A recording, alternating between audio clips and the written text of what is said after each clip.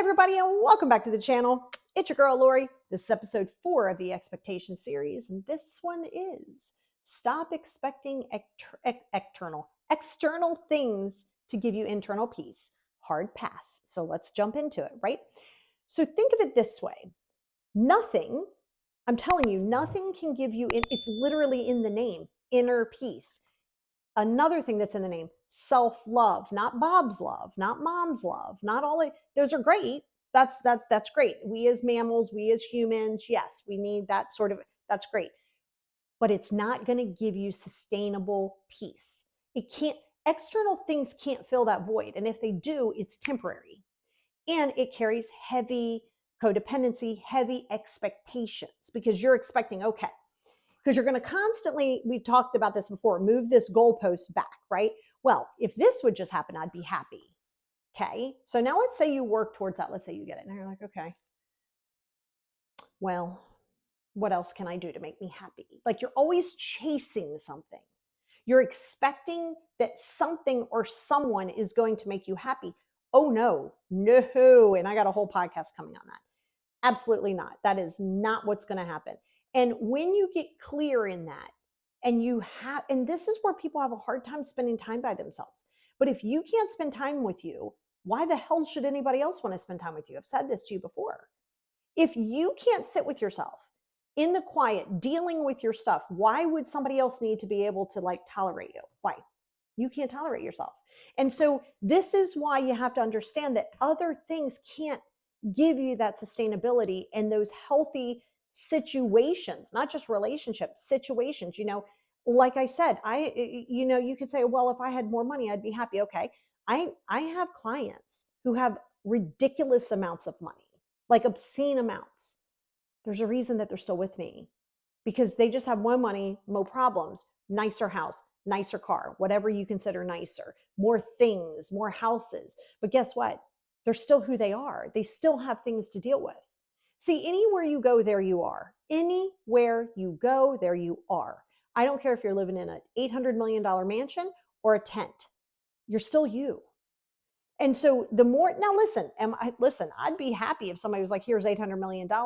It isn't going to fix things. It's going to take some stressors away, but it's not going to change who I am as a person. I'm not going to stop. I mean, I might not work at doing every single day like I'm doing now, but I would still continue doing my podcast and my YouTube. I still would. I just might be in Belize, but I'd still be doing it because it brings me joy. I love what I do. So that's the key, is finding it. Now, if you would have said to me, is this going to be what you're doing when I was 20? I'd be like, no. What? No. So you can't stop thinking and falling in love with this idea that you're like, if I just had a better job, if I just had more money, if I just had a better relationship, if I just had kids, if I just had a house, if I just stop doing that. It's great to goal for those things. We need those things to kind of help us in our life. I guess we don't need them, but we do need shelter and clothing and stuff like that. So we do need that to a certain period of time. We don't necessarily need a lot of stuff. We don't. That's why minimalism is really good for anxiety and OCD, right? And I don't mean, I just have no desire to be a minimalist. It's like, okay, 3 pairs of jeans and a t-shirt and that's it. I did that kind of without wanting to do it, and it's not really my jam. But you don't need excess things. That's why you want to live with intention. You want to live with what it is that is enough for you, but stop seeking those things. It's like when you have shopping, we've all done it. God knows I have, where you're just in a mood and you're just like, I just need some retail therapy. That's fine. But try to be a little bit more intentional with that retail therapy. Just a smidge. It's fine, but know why you're doing it. You're going to get that instant dopamine hit. Oh, you get into a new relationship, this relationship you think you want, ooh, dopamine hit. And then real life happens. And you're like, okay, well, that's kind of gone. Oh my God, do I even want this? And that's where you'll see people who seem to be never satisfied. You're always, okay, I want to date. Okay, now you're dating. Okay, well, oh, I just can't wait to get married. Okay, now you're married. And if you choose to have kids, you're like, oh my God, I can't wait to have kids. Okay, now you got kids. Now you got a house. Now you got all these things. And you keep moving these goalposts to keep searching for these things. You're expecting this to make you happy. No.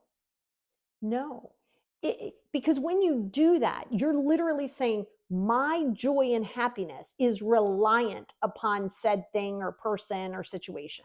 No, It's not. And the more that you keep thinking that if this person would be in my life, or if this person would just do this, if this would happen, I'd be happy. Again, you will constantly keep moving the goalpost because you're not good here. You have to be the one to give yourself what you need first. Podcast coming out on that. It's a little bit, a lot of what we talked about all week. But if you can't sit with yourself and if you can't address it and realize, you know what, that might mean that, you know what, you might have to clean house completely.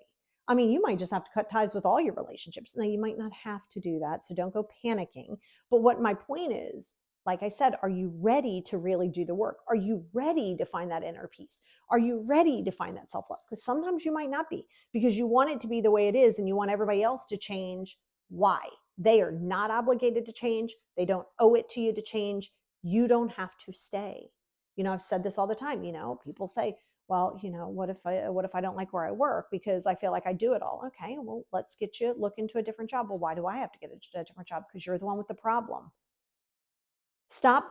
You can't say you don't like it, then you don't want to take action because your ego goes, but if you leave, they're winning. Let them win. Your peace is far more important than winning.